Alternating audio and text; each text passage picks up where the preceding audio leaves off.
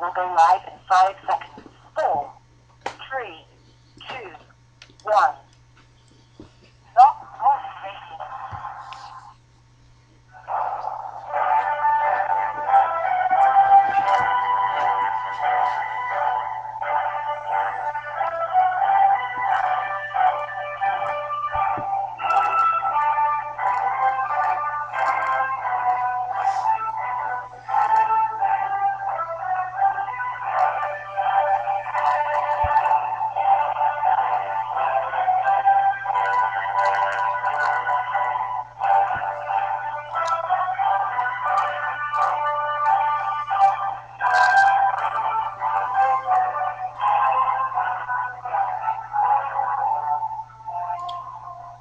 Boa noite, meus amigos. Estamos aqui de volta.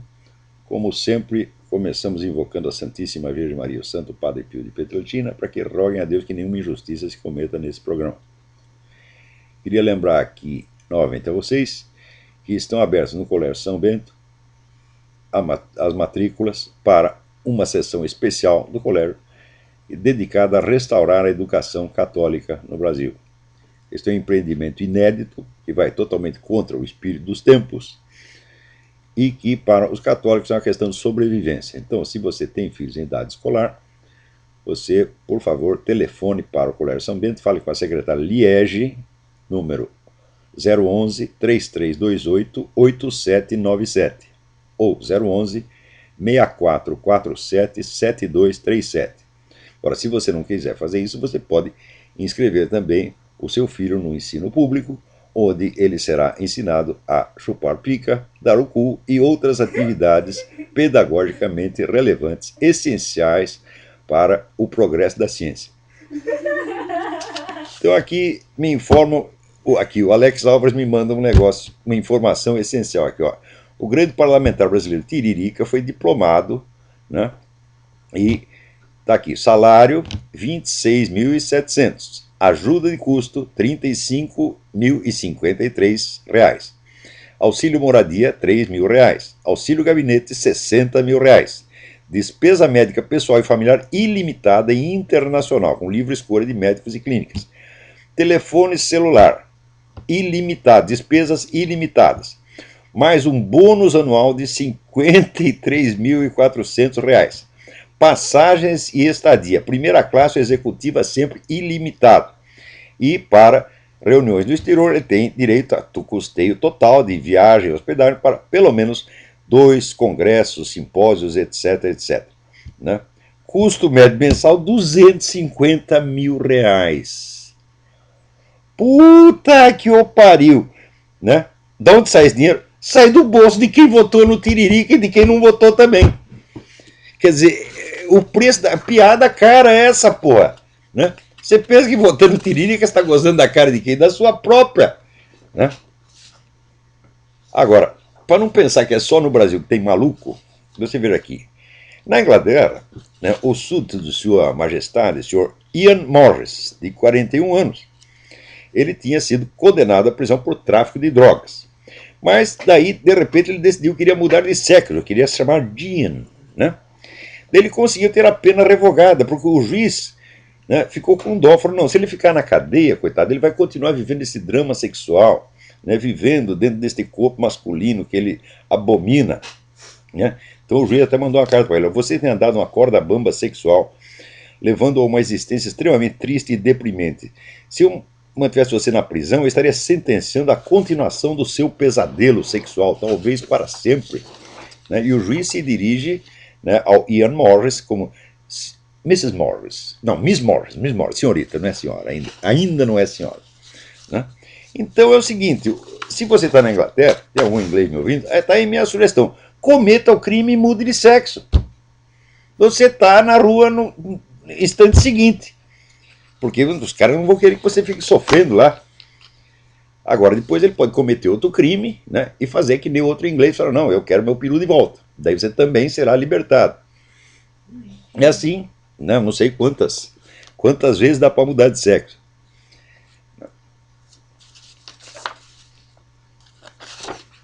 Agora, também aqui no Brasil está circulando, né, um abaixo-assinado em favor da aprovação do kit anti-homofobia. O kit anti-homofobia é aquele que passa para as crianças, né, peru, lubrificante, todo, material didático da mais extrema importância. Vocês não entendem como é importante as crianças aprender isso, né?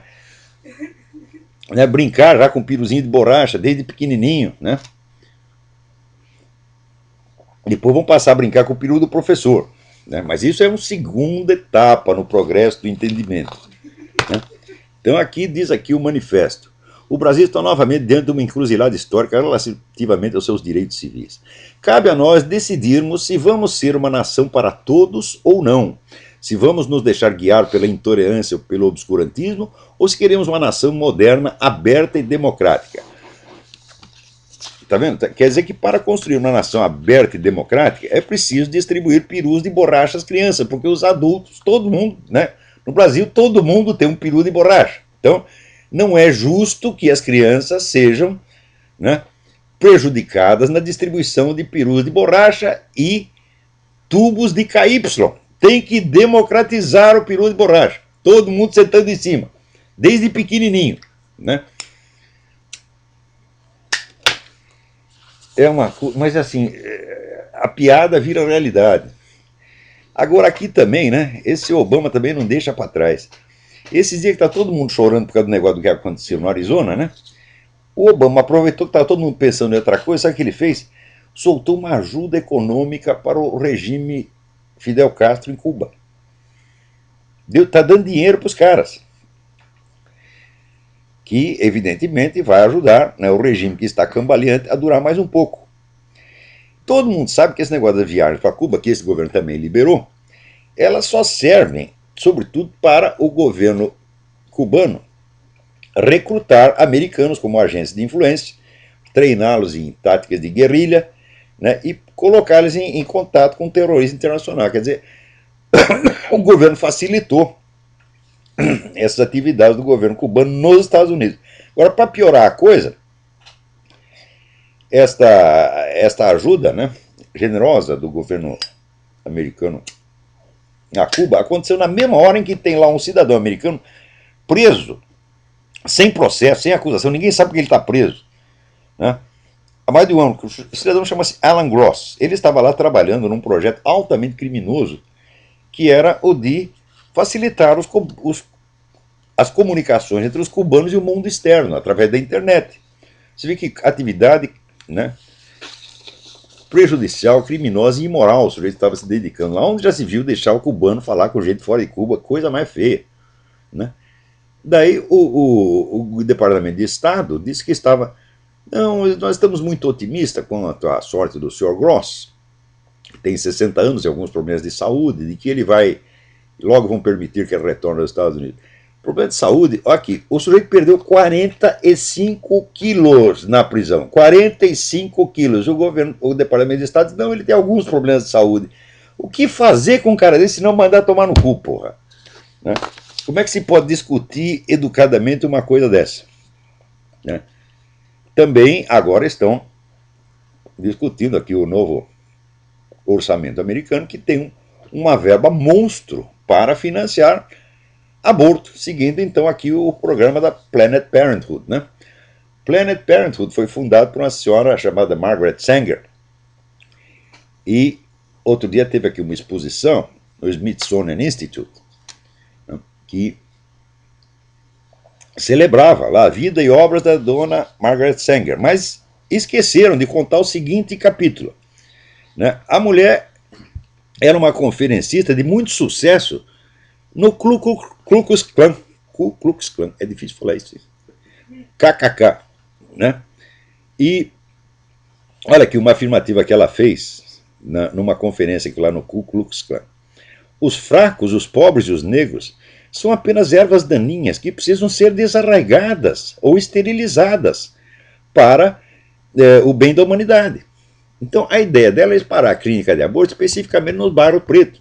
Assim, mulher preta não tinha mais filho e acabava essa porra dessa raça preta que fica aí embaçando, atravancando o progresso, porra, né? A mulher dizia isso e tá aí o Smithsonian celebrando esta filha da puta.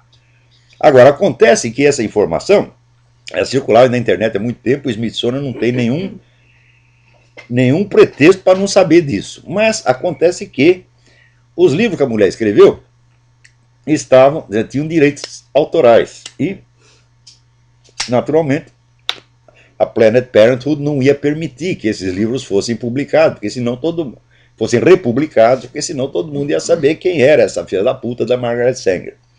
Só que agora, seguinte, venceu o prazo do direito autoral, caiu no domínio público. Então, aí que a Smithsonian não tem mesmo o menor pretexto para fingir que ignora, né, estes capítulos escabrosos da vida da dona Margaret Sanger. Agora, aqui, os Estados Unidos está acontecendo cada coisa aqui que a gente não imagina. Coisa que você nunca pensou que poderia acontecer na América. Aqui o lutador e treinador de wrestling, Jacob Volkmann, né, chamou Obama de idiota e perguntaram: quem você quer lutar? Eu falei: não quero lutar com Obama, mande vir, esse cara que é um covarde, idiota. Ele disse isso. No dia seguinte tinha 2 agentes do serviço secreto na casa dele para intimidar o cara. Mas o que é isso? No tempo do Bush, os caras chamavam o Bush de filho da puta, de viado, clamavam pela morte do George Bush, não acontecia absolutamente nada. Agora vocês falam uma piada a respeito do Obama, no dia seguinte está lá o serviço secreto. Ora. Mas felizmente ele botou a boca no mundo. Nessa altura quem está intimidado é o serviço secreto. Agora, enquanto isso, o senhor Obama está aí com planos de investir o Departamento de Comércio da autoridade de criar uma identidade internética para cada americano. Quer dizer, você, para usar a internet, você tem que ter uma carteirinha de identidade numerada, de modo que o seu computador possa ser mais facilmente rastreado. Olha só o plano do cara, né? Quer dizer, quer adotar aqui um sistema de fiscalização na internet pior do que o que tem na China. Porque na China os caras bloqueiam os sites, mas ainda não estão investigando o cidadão um por um. Na China que nem tem recurso técnico para fazer isso, mas aqui nos Estados Unidos tem. Então, quer dizer, o sujeito quer saber o que todo mundo está conversando na internet, né? Quer dizer, o cidadão está lá inocentemente, né, vendo o seu site de mulher pelada, ou de homem pelado, que hoje em dia já não se sabe mais, né? E pronto, vai lá, o governo fica sabendo da sua vida inteira, porra. Hein? Nós aqui que nos correspondemos com pessoas perigosas, como Alejandro Penha Esclusa, pensou, os caras vão pegar toda a minha correspondência com Alejandro Penha Esclusa, né? Nós chamando lá o Hugo Chávez de viado e outras coisas. Né? Vamos ser totalmente expostos, né? Agora, o Obama, umas semanas atrás, ele disse que ele tem autoridade suficiente para ele mandar matar qualquer cidadão americano no exterior. Ué, até agora ninguém reclamou. Ele disse isso, né? E é evidente que não tem autoridade para isso. Mas ele se arroga isso, de maneira que o homem está ficando realmente louco. Quer dizer, a quantidade de poder que ele quer é um negocinho não só ilimitado, como inimaginável. Ele quer saber o que está todo mundo conversando em casa, o que os americanos no exterior estão fazendo, e se encher muito saco, ele manda matar. Agora, o episódio mais impressionante da semana é essa história de... Começou com Paul Krugman no New York Times, né, dizendo que o tiroteio no Arizona aconteceu porque o pessoal da direita, os conservadores como Sarah Palin, ficam instilando ódio nas pessoas, né? Único exemplo de discurso de ódio que ele citou foi um discurso que não era da Sarah Palin, da Michelle Bachmann, em que ela dizia o seguinte, que contra o Obamacare, que é o sistema de saúde do Obama, nós temos que ser armados e perigosos. Alusão, uma piada, né? Alusão ao título de um filme, né? Fulaninha armada e perigosa. O Paul Krugman diz que isto é um apelo ao homicídio, um apelo ao genocídio, quer dizer que é para matar todos os democratas. Quer dizer, o sujeito está forçando a interpretação até o limite do psicótico. E, baseado nesse raciocínio, então, foi a Sarah Palin que incentivou o assassinato. Quer dizer, o fato de que o assassino fosse um sujeito de esquerda, né, cuja leitura predileta é o Manifesto Comunista, e de que tenha sido educado numa escola que foi inteiramente orientada por Barack Obama e Michael Ayers, seu colega terrorista, isso aí não é importante. Agora, importante é tentar criar uma relação totalmente artificial, longínqua, remota, impossível, né, entre discurso da Sarah Palin e o homicídio que o sujeito praticou lá. Agora, se você procura no site de esquerda, aí você vai saber o que é incentivo ao ódio, né? Então, aqui o Brian Fisher,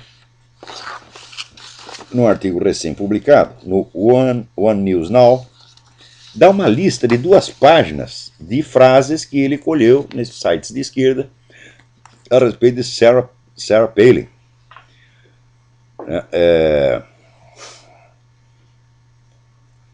Olha aqui, eu espero que a Sarah Palin morra de uma morte lenta e dolorosa. Foi uma pena que não foi a Sarah Palin que levou o tiro. Alguém deveria atirar na Sarah Palin. Né? E assim por diante, quer dizer, são apelos e apelos e apelos. Tem até um livro que saiu aqui, o livro chama-se Eu Não Acredito Que Você Disse Isso, que é uma antologia de apelos ao ódio saído da boca de esquerdistas, coisa que ninguém na direita jamais disse. Uma vez aqui, um cara na direita, que é o Pat Robertson, Pat Robertson é um excêntrico, evidentemente, não é um tipo, não é um típico, né? O Pat Robertson disse que alguém deveria dar um tiro no Hugo Chávez. Daí todo mundo no país estrelou e ele pediu desculpas. Isso foi o máximo de apelo à violência que saiu da boca de algum direitista, que aliás é o direitista mais atípico que pode existir. Agora, o Cliff Kincaid, na página dele, Accuracy in Media, ele tem uma sessão de atualização semanal dos apelos de ódio saídos da boca de esquerdista.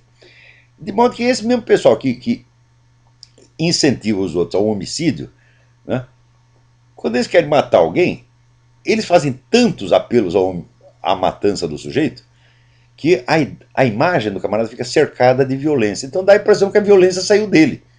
Ou seja, você adquire fama de ser odiento, não porque você odeia alguém, mas porque muita gente odeia você. Então, isso é uma técnica muito filha da puta, né? Baseada no negócio do conselho do Talleyrand. Caluniem, que alguma coisa sempre vai acabar pegando, sempre vai acabar grudando. Agora, aqui o pessoal está vendo um zoom aí nas comunidades islâmicas de que os caras vão coroar um califa exatamente ali no Marco Zero. O califa seria, teoricamente, o líder mundial do islamismo, né? Então eles querem reconstruir o califado, quer dizer, o governo islâmico mundial, e diz que vão, simbolicamente, coroar o sujeito exatamente ali no Marco Zero. O que alguém vai fazer contra isso? Ninguém vai fazer merda nenhuma. Agora aqui também, o pessoal, esse negócio do Paul Krugman, agora deu bode, porque o pessoal da Accuracy in Media está dizendo, o Paul Krugman tem que parar. Essa mentira dele tem que parar. E o Mark Levin já anunciou na coluna dele, ó, todo mundo que insinuar de longe que eu tenho algo a ver com o tiroteio lá do Arizona vai ser processado. Mas é assim que se faz, porque não adianta nada você reclamar por escrito. Tem que meter processo dos filhos das putas. Era isso que eu recomendava aos nossos milicos. Aí, sempre que esse pessoal mentir contra as Forças Armadas, né, o comandante da força tem obrigação de processar o filho da puta. Nunca processaram ninguém. O pessoal inventou cada coisa contra a Força Armada, cada coisa tão absurda, né? Por exemplo, tinha lá um cara, alguém achou lá uns documentos sobre serviços secretos do tempo da ditadura, né? Vários sacos ali enterrados, né? E o sujeito que desenterrou disse que não, naquele tempo eu era soldado e o meu comandante mandou tocar fogo nesses documentos que comprometiam as Forças Armadas, mandou tocar fogo, mas não deu tempo de tocar fogo, então o que eu fiz? Enterrei. O sujeito diz isso, meu Deus do céu. Quanto tempo leva para você atear fogo numa pilha de papel? Né? 10 segundos. Quanto tempo leva para você cavar um buraco? Quer dizer, não deu tempo de acender um fósforo, então ele simplesmente, né, fez lá um buraco de 3 metros por 2 e enterrou o documento. Os caras diziam coisas desse tipo, e o comandante do exército, o que fazia? Soltar uma nota oficial, dizendo, é mentira, né? Lamentamos que essas mentiras circulem. Mas não é assim que se faz, pô. Se tivesse... Ou então aquele vigarista do Caco Barcelos, que inventou a história dos 2 terroristas que teriam sido assassinados, né, pelo exército, que o exército assassinou os caras e depois simulou um desastre, dizendo que eles estavam em fuga depois de participar de uma ação qualquer e morrendo no desastre. Daí o Caco Barcelos dizia, não, o desastre foi simulado, os caras já estavam mortos, né? Só que quando você via a foto, tinha a marca do pneu, a marca de frenagem do pneu na estrada. Falei, como é que eles fizeram? Se ele estava morto, como é que eles fizeram para frear o negócio, né? Também tinha na memória do Jacó Gorender, apareciam os 2 caras, 2 dias depois da alegada data da morte, participando de um assalto a banco, né? E tinha várias coisas que mostraram que a coisa era fisicamente impossível. Publiquei isso no Globo. O que fez o comandante do exército? Nada, absolutamente nada. E garanto que se Caco Barcelos aparecer lá, vai ser tratado a pão de ló. Agora, já eu não, né? Vai passar putada toda, devia sendo convidado para falar na Escola Superior de Guerra. Eu jamais, porque esse terror, pânico, né? O cara vem aqui e vai falar algo a nosso favor? Não, isso não pode de jeito nenhum, né? Agora, veja, aqui então foi aprovada aí a lei de que o sujeito pode entrar no exército na condição declarada de homossexual. Quer dizer, ele chega ali, já chega desmunhecando, diz, eu sou gay, né? E daí o exército não pode recusá-lo por causa disso. Agora, meu filho, os transexuais estão pedindo o mesmo direito. E mais dia, menos dia, eles vão adquirir. Quer dizer, chega lá um sujeito, né, enorme, peludo, musculoso, tipo Schwarzenegger, com um sutiã, e diga que, olha, eu quero ser soldada, tá certo? Porque você sendo soldada, eles vão botar você em serviço administrativo, não vão fazer você pegar no pesado, não vão mandar você para o campo de batalha, então você vai lá viver no bem bom, né?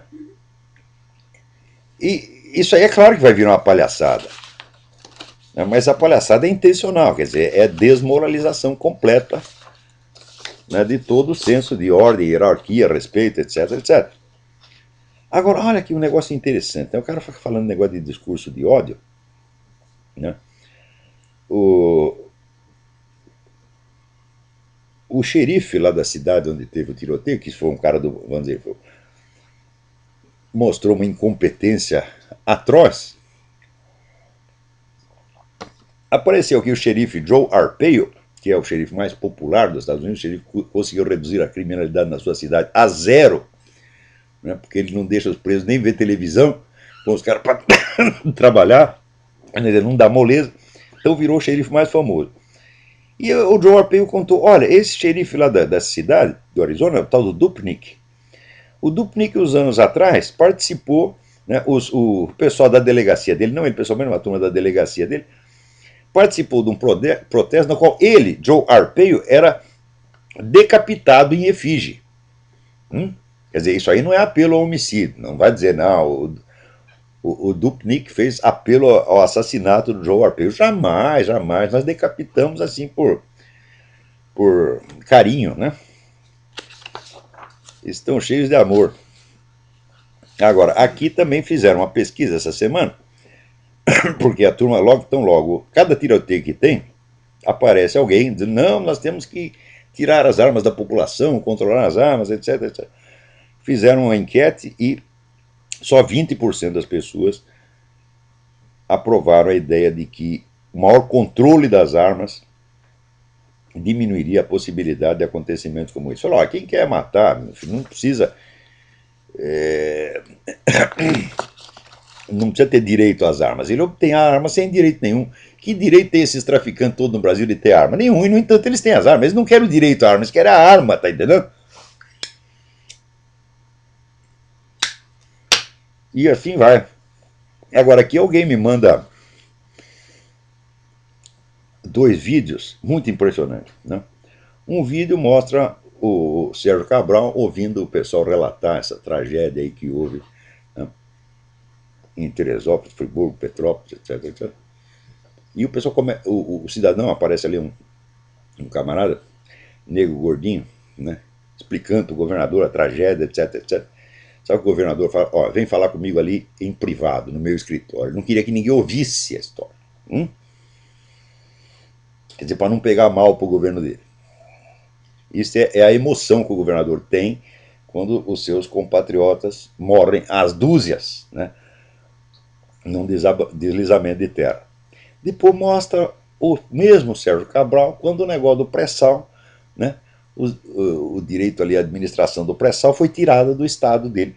O homem chora que nem criança, ele estava comovidíssimo porque o dinheiro estava indo embora, né? Então, olha, mas olha aqui, Carioca, vocês não votaram nesse cara? Vocês merecem o Sérgio Cabral. Porra, esse negócio de que todo povo tem o governo que merece não é verdade, mas no Brasil é verdade. O Brasil tem o governo que merece, né?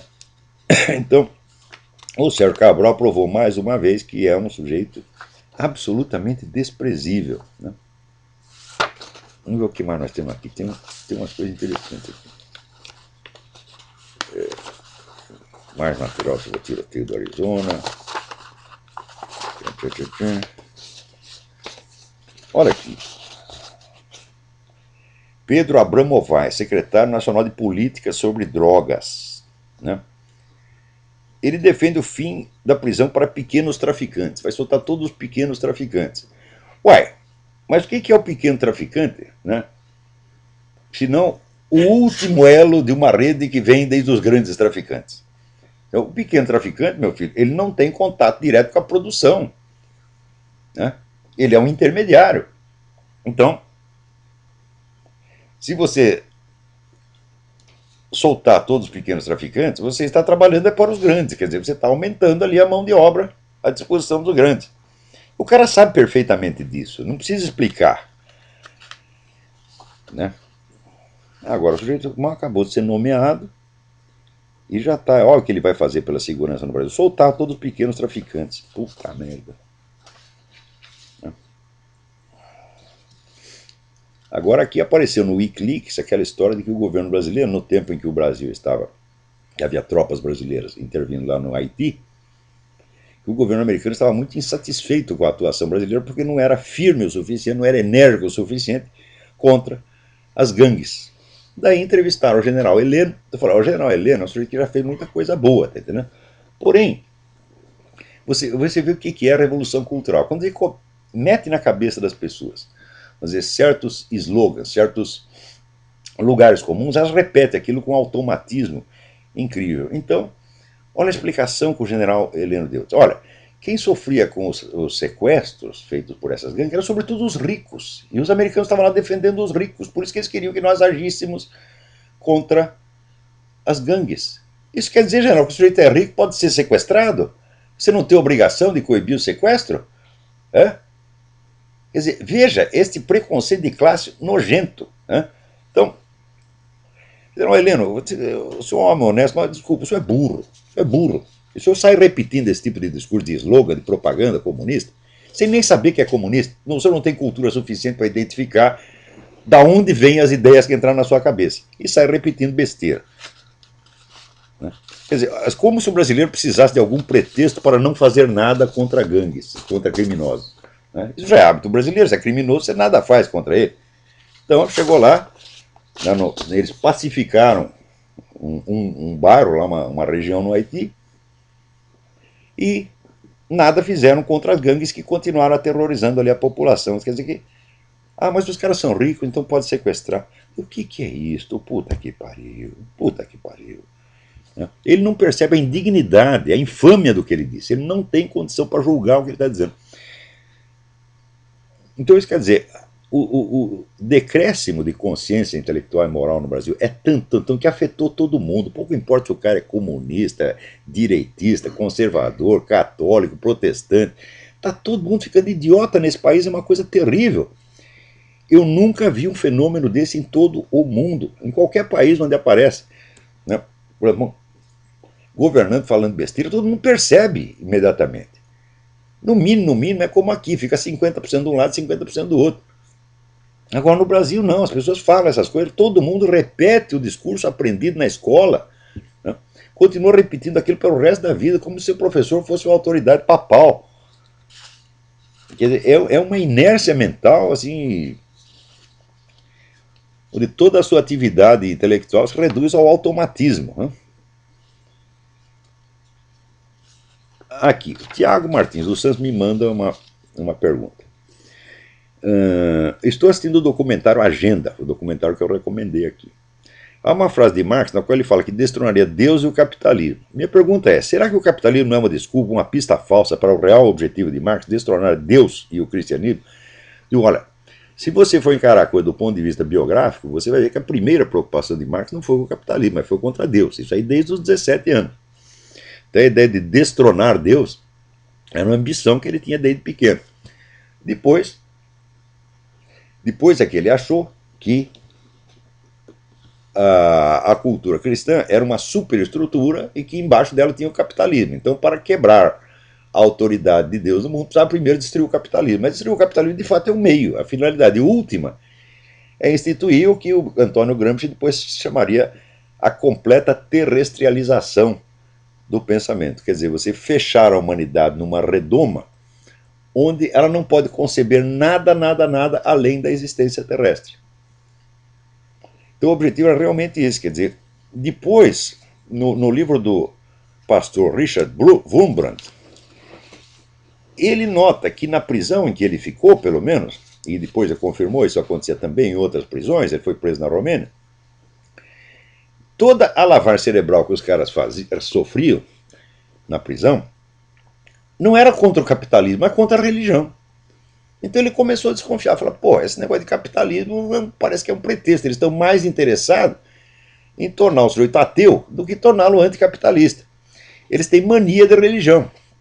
É tanto que eles torturavam, de preferência, os sacerdotes, o cara padre, pastor, rabino. Ah, você chegou lá, você era o primeiro a ser torturado. E em Jarada fazia a seguinte sacanagem, você pegava, por exemplo, um padre, né, e amarrava um rabino na cadeia. E ele começava a arrancar os dentes do rabino. Falava, se você não abjurar da sua religião, nós vamos arrancar todos os dentes do rabino até o fim. Ou então fazia o contrário, pegava o rabino e amarrava o padre. Né?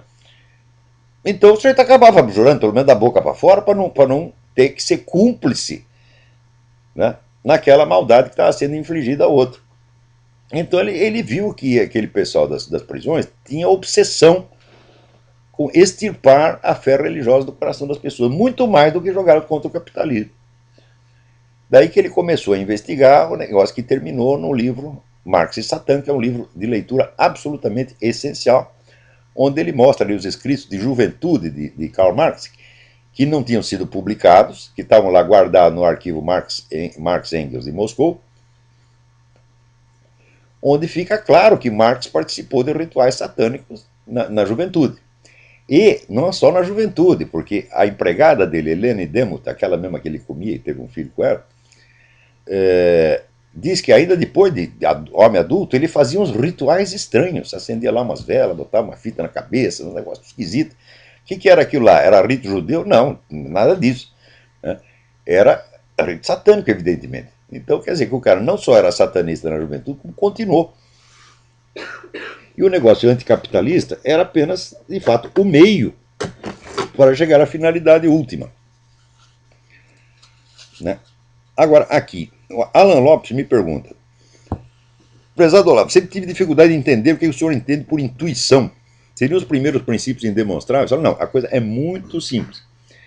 Não é o que eu entendo por intuição, é o significado tradicional, técnico, que a coisa tem em filosofia. Intuição é todo conhecimento direto e sem intermediários. Por exemplo, a intuição sensível. Você vê uma coisa na sua frente, como eu estou vendo esta mesa aqui, como eu estou vendo um telefone. Então, eu não estou vendo isso através de algum instrumento. Agora, se eu tenho um conhecimento através de um conceito que eu ouvi, quer dizer, alguém me expõe a ideia de uma coisa, então aí não é um conhecimento intuitivo, é o que se chama conhecimento racional. Quer dizer, o conhecimento racional é o conhecimento por intermédio de um artifício racional. Por exemplo, tem muitas coisas das quais nós não podemos ter experiência direta, Tá certo? Por exemplo, vamos supor, o conceito da... Você pega aí toda a teoria da relatividade, ela trata de coisas que estão infinitamente fora da experiência humana direta. Então você só pode conhecer aquilo através de conceitos gerais e de cálculos matemáticos. Então é um conhecimento racional e não intuitivo. Se você para simplificar a guerra, então intuitivo é o direto e sem intermediários. Racional é o que vem através de um artifício mental. Isso não é eu que entendo assim, isso aí é o sentido que tem tradicionalmente. Agora, tem pessoas que, popularmente, se usa às vezes a palavra intuição para querer dizer um pressentimento, uma percepção extrasensorial, etc, etc. Mas esse é um sentido apenas popular, não é o sentido técnico com que se usa essas palavras em filosofia.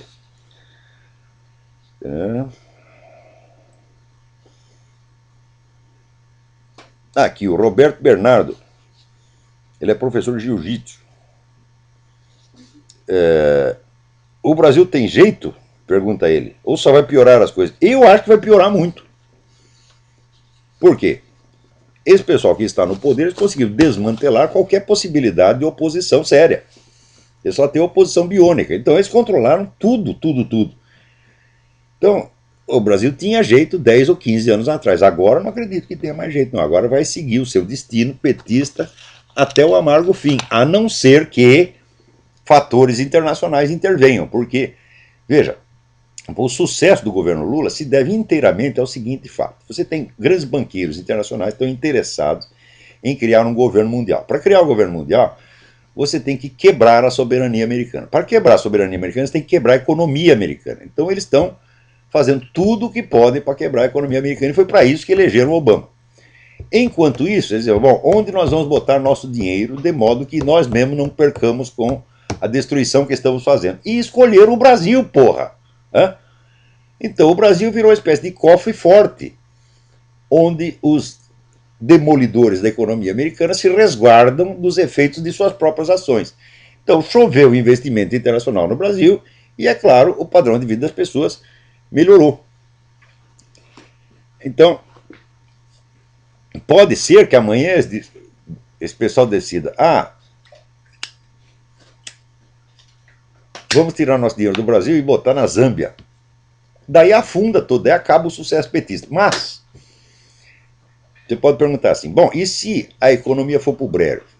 Vai haver uma rebelião, um golpe de Estado, ou o pessoal não vai votar mais no PT, etc. Eu digo, depende. Porque no Brasil está sendo construído gradativamente, muito cuidadosamente, vamos dizer, um sistema de poder ditatorial informal que é muito eficiente. Está mais do que provado, vamos dizer, que crises econômicas e misérias derrubam governos democráticos, mas não derrubam ditaduras. Então, se uma crise econômica causada por fatores internacionais pode ou não determinar uma mudança de rumo das coisas do Brasil, depende da velocidade com que o atual sistema consiga se consolidar como ditadura, como sistema totalitário. Se a construção da ditadura ainda estiver atrasada e tiver um resíduo democrático no Brasil, então é possível que uma violenta crise econômica desperte uma revolta geral contra o governo, e o pessoal ou pare de votar no PT, ou faça uma revolução, um golpe de Estado, qualquer coisa, daí muda a situação. Mas, se a ditadura estiver consolidada, meu filho, quanto mais miséria, melhor. Você vê, o Hugo Chávez, na Venezuela, ele se torna tanto mais poderoso quanto mais a economia do país vai para o brejo. Porque pobre não faz revolução, pobre não dá golpe de Estado, porra. Né? Você vê, Napoleão já dizia, para fazer uma guerra precisa de 3 condições. Primeira, dinheiro. Segunda, dinheiro. Terceira, dinheiro. Uma revolução sai mais caro ainda, porra. Então,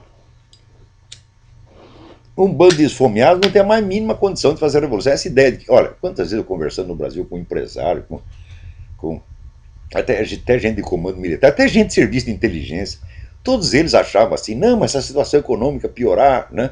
Daí eles caem e falam, caem coisíssima nenhuma, quanto pior, melhor, porra. Né? Agora, se tiver, por exemplo, vamos ver, uma crise econômica aqui nos Estados Unidos, como teve, né? Então a popularidade do Obama baixou de 80% para 25%, então aí é grave. Né? Demorou 2 anos para o pessoal se tocar, mas se tocou. Na primeira eleição parlamentar que teve, o Obama ainda levou vantagem. Na segunda ele já se ferrou, perdeu o controle da Câmara dos Deputados. Quer dizer, eles estavam dominando tudo, dominava a presidência, a Câmara dos Deputados e a Corte Suprema. Né? É uma situação que nos Estados Unidos foi considerada, imediatamente considerada alarmante, porque aqui o certo é, vou dizer, o bipartidarismo, quer dizer, todo, o poder é dividido. Né? Então, imediatamente a reação do eleitorado apareceu. O pessoal começou a votar nos republicanos. Às vezes não é porque gosta do republicano, é porque o Obama está fazendo tanta cagada que o pessoal fala, bom, vamos votar no outro lado para evitar que o homem se torne poderoso demais. Mas isso acontece aqui, isso acontece na Inglaterra, né, como quando os trabalhistas perderam a eleição. Porque quando começa a doer no bolso, o pessoal vota no outro partido. Mas numa ditadura, meu filho, né, quanto mais pobre está o povo, quanto mais desarmado está o povo, melhor para o ditador. O Hugo Chávez se sente tanto mais seguro, quanto menos comida tem no prato dos venezuelanos, pô. Né?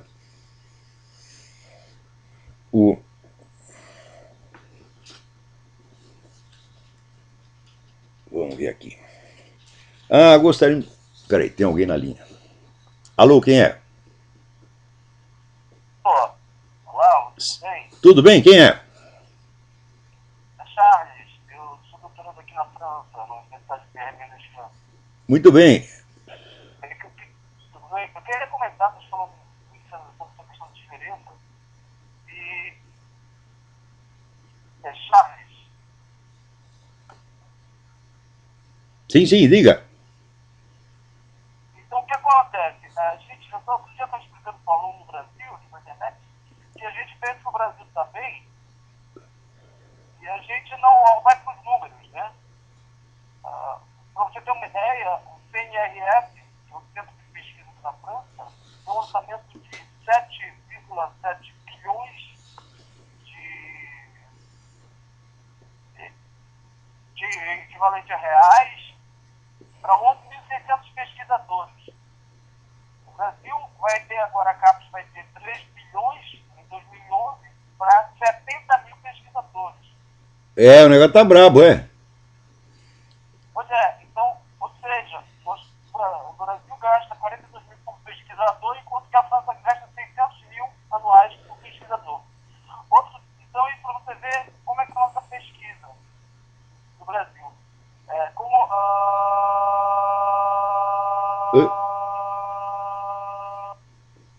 E pifou a ligação, a informação estava interessante. Né? Então você vê que a verba de pesquisa no Brasil continua muito restrita, então é disputada a tapa e o sujeito, para conseguir a sua verbinha, precisa puxar muito saco. Né? Quer dizer, o acesso a verbas de pesquisa, isso aí é como, né, na Universidade Austríaca tinha a piada de que para você subir na profissão tinha 3 vias, que eles diziam em latim, per os, per annum, per vaginam. Né? Quer dizer, tinha via oral, anal e vaginal. Então, para essas verbas de pesquisa também tem 3 vias, oral, anal e vaginal. Então, agora, falando nisso, vamos dizer, este sucesso do Brasil, ele é alimentado artificialmente pelos próprios investidores. O sujeito está colocando o dinheiro dele no Brasil, ele quer que mais gente coloque. Quanto mais dinheiro for para lá, mais dinheiro cada um vai ganhar.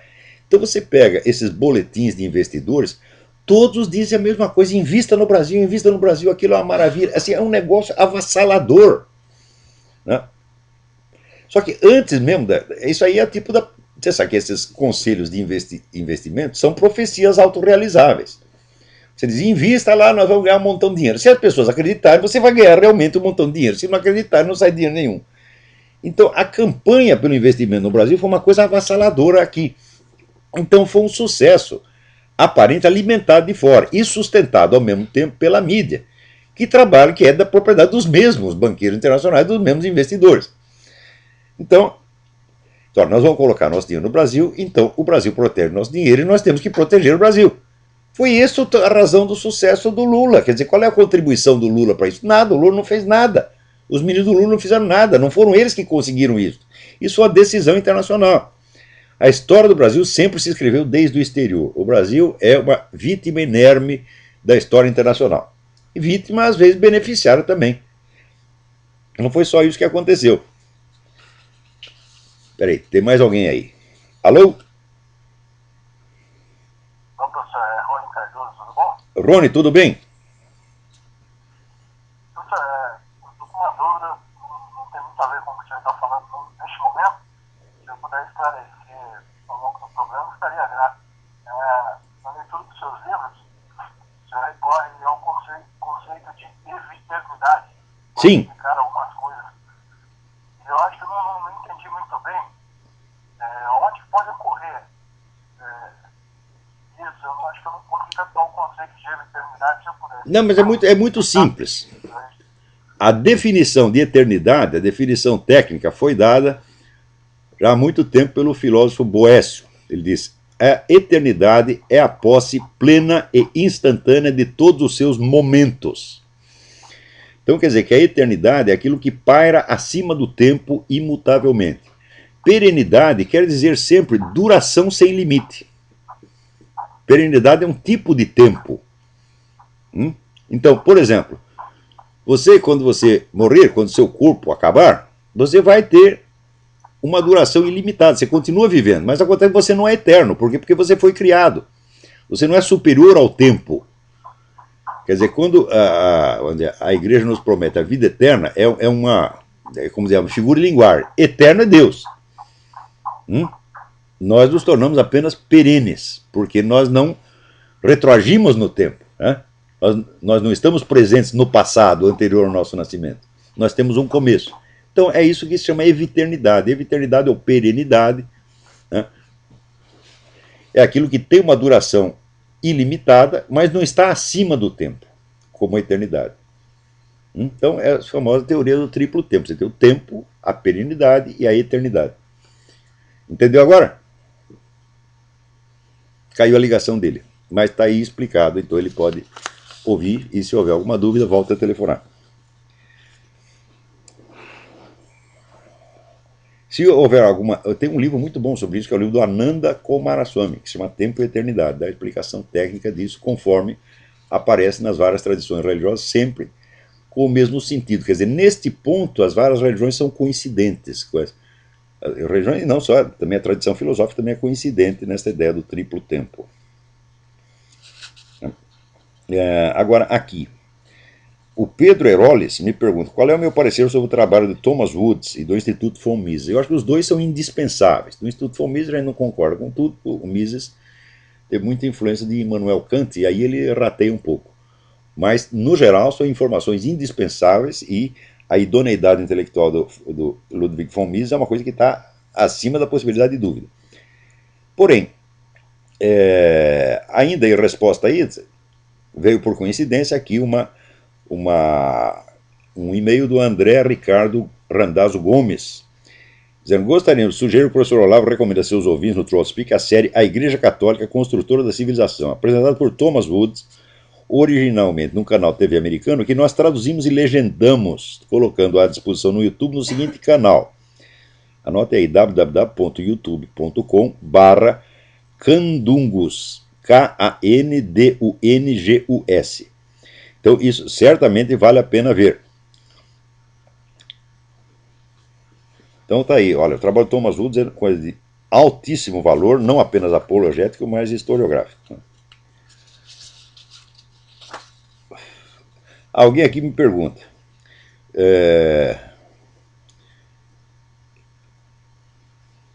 por que o pessoal cristão não pode consultar astrólogos nem magos? Ouvi dizer de um cristão que a astrologia até tinha fundamento, mas que depois da queda o diabo passou a interferir. Bom, mas no que o diabo não interfere? No Vaticano ele interfere um bocado, né? Então é o seguinte, se você quer estudar essas coisas de um ponto de vista que não fira a tradição católica, você começa por ler os capítulos sobre astrologia na Suma contra os Gentios de Santo Tomás de Aquino. Está lá feita todas as distinções, tá certo? E essa questão astrológica eu acho uma questão da mais alta importância, tá certo? infelizmente, é uma questão que não teve um tratamento adequado. A pessoa pergunta: a astrologia é uma ciência ou uma pseudociência? Eu falo: não é nem uma coisa nem outra. A astrologia é um problema científico que nós não sabemos como resolver. Por quê?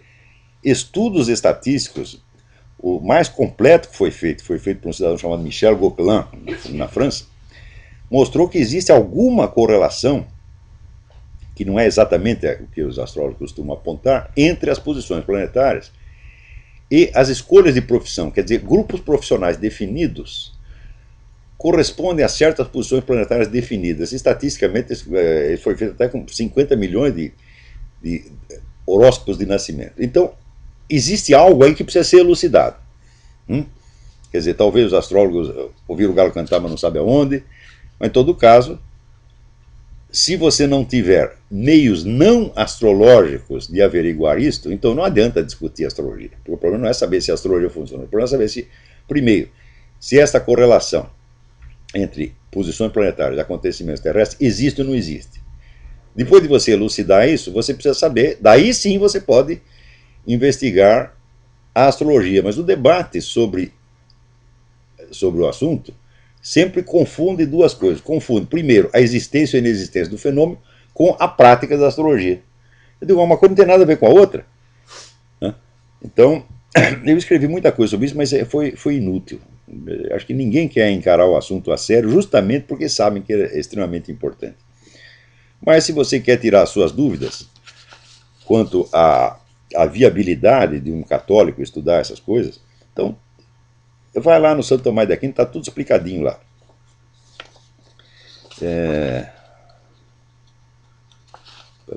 Aqui, peraí. O cidadão que me escreve um negócio dramático. Né? Eu sou vereador pelo PT. Eu não vou dar nem o nome do cara para não comprometer. Eu sou vereador pelo PT, partido ao qual me filiei por circunstâncias, embora nunca tenha sido marxista. Sou também radialista, essa profissão me ensinou muitas coisas. O que me preocupa é comecei a perceber as enormes diferenças entre minhas convicções cristãs e o PT.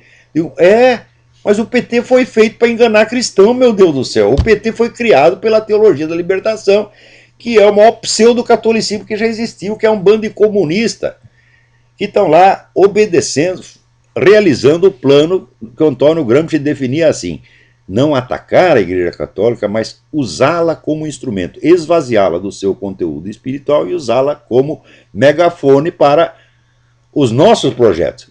A teologia da libertação foi feita para isto, porra. Você acha que algum teólogo da libertação é católico, é cristão? Mas nem no sentido mais remoto da palavra. São comunistas mesmo. E quem fundou o PT? Foi a teologia da libertação, foi Frei Beto e outros. Então, foi feito para enganar católico e está enganando. Você é só mais um. Católico, protestante, você é só mais um que cai no engodo. São milhares. Né? E o pessoal cai por quê? Porque não estudou a história do movimento comunista, a história da estratégia comunista, e não sabe de nada. Como eu expliquei aqui com relação ao documentário Agenda, na semana passada. Né? Alô, quem é? Tem alguém mais alguém na linha aí? Marcos Ribeirão. Marcos de Ribeirão, tudo bem? Alô? Tudo bem. Olá. Tem uma pergunta para o senhor de ordem religiosa. Deixa eu ver aqui.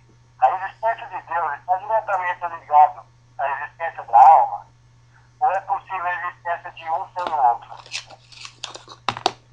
As almas humanas foram criadas a partir de um determinado momento. Você leu, isso está explicado no primeiro capítulo do Gênesis. Deus é eterno e imutável, ele não depende da existência de nada. Se não existisse mais nada, ele ainda continuaria existindo. As almas humanas foram criadas num determinado tempo e serão extintas no outro tempo. Quer dizer, elas são entidades eminentemente temporais e não eternas. Quer dizer, o círculo inteiro do tempo, né, o transcurso inteiro do tempo, comparado com a eternidade, é um pontinho no infinito.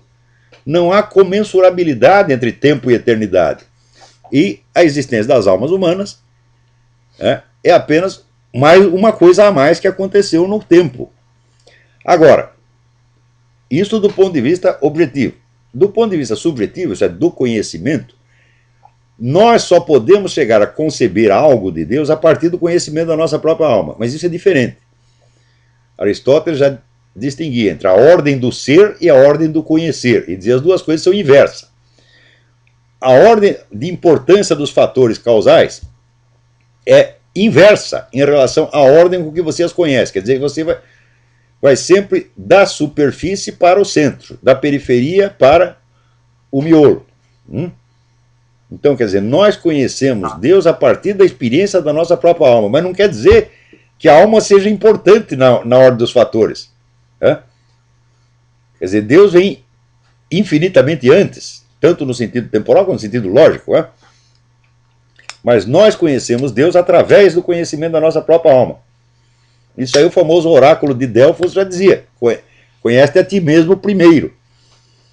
Por exemplo, eu duvido que uma pessoa que não tenha tomado seriamente consciência da sua própria imortalidade, né, possa entender alguma coisa do que a Bíblia está dizendo a respeito de Deus.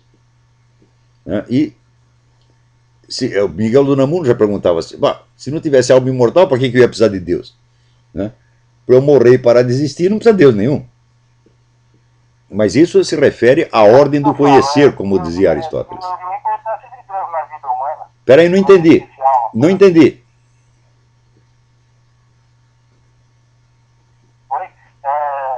Diminuiria a importância de Deus na vida humana. Sim, se não houvesse imortalidade, a importância de Deus na vida seria nenhuma. Quer dizer, seria uma coisa indiferente, tanto faz ter Deus como não vai ter Deus, que nós vamos morrer e desaparecer mesmo. Então a imortalidade, o conhecimento da alma. Outra pergunta. A respeito de uns 3 ou 4 programas atrás, o senhor falou, citou um livro aí que eu não me lembro o nome agora, que o autor fala que a consciência não é causada pelo cérebro. Então, como é que explicaria uma lesão cerebral e a consciência da pessoa é afetada? Veja, consciência é uma coisa, é a operação de certas funções, como linguagem, raciocínio, etc., é outra, completamente diferente. Quer dizer, se fosse, isso quer dizer que uma lesão cerebral pode afetar o funcionamento da consciência às vezes, em outros casos não afeta, mas se tem um caso em que não afeta, já está provado que uma coisa não depende da outra. Assim, como você pensar assim, o motor do seu carro depende do pneu? Não. Se furar os 4 pneus, o motor continua funcionando, mas você não vai andar. Consciência é a mesma coisa, consciência continua funcionando, mas não pode raciocinar, não pode relembrar as coisas direito, não pode ter autocontrole, etc, etc. Então, não existe... Uma pessoa que tem uma lesão cerebral, por exemplo, pode ser que ela tenha uma consciência igual a gente? Sem dúvida, sem dúvida. Existem inúmeros casos de... Perfeitamente, perfeitamente. Existem inúmeros casos, não só de lesão cerebral. Se desencarnasse no caso, seria normal. Sim, sim, sim. Inclusive, vamos dizer, as pessoas que passaram por essas experiências de parada cardíaca, e, portanto, parada do funcionamento do cérebro depois de 10 segundos, e elas relatam que elas não só percebiam o que se passava no seu ambiente em volta, mas que elas naqueles momentos estavam muito mais conscientes do que estavam quando viviam no corpo. A consciência funcionava de uma maneira muito mais veloz e abrangente. O número de casos que tem isso é tão grande, que a simples hipótese de que a consciência seja produto do cérebro deve ser afastada de cara, in limine, quer dizer, não tem, é inviável. A alma como produto do cérebro é inviável, é uma estupidez, é uma lenda. Aliás, falando nisso, o nosso tempo, né, acabou. Então, até a semana que vem. Muito obrigado.